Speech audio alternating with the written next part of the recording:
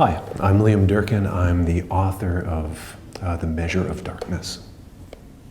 So this is your new novel, Liam. You're a neurologist as well as a writer, and I wonder if you could say how, if your work as a scientist informs this book.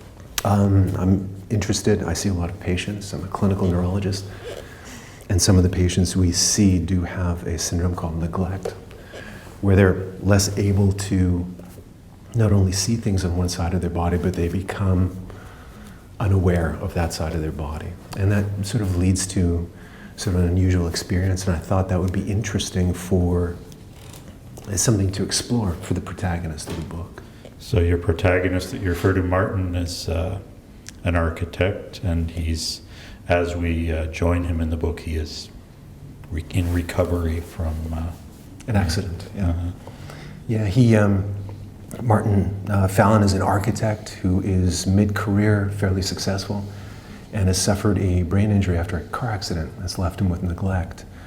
And one of the problems with neglect, as I said, is it's sometimes very hard for people who suffer from this to be aware of what is wrong with them.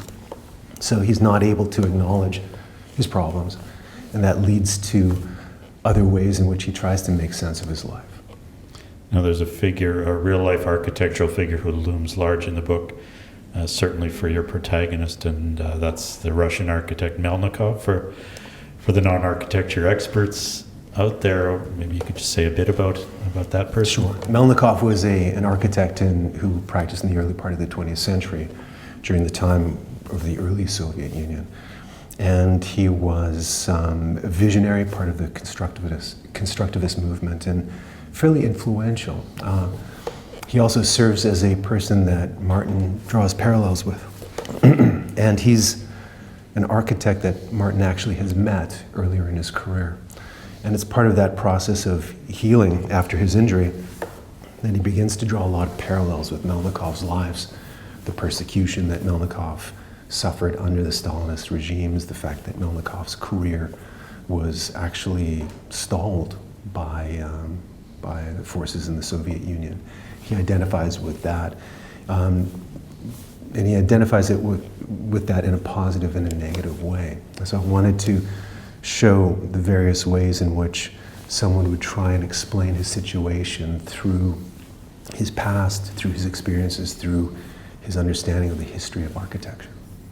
Now Martin, your protagonist, lives in Montreal, but the city of Detroit figures very importantly in the novel, both literally and maybe symbolically. Can you tell me what drew you to Detroit as a place to write about? I think two things. One is, as a child, I lived in Detroit for a short time. So I've always sort of had an interest in Detroit.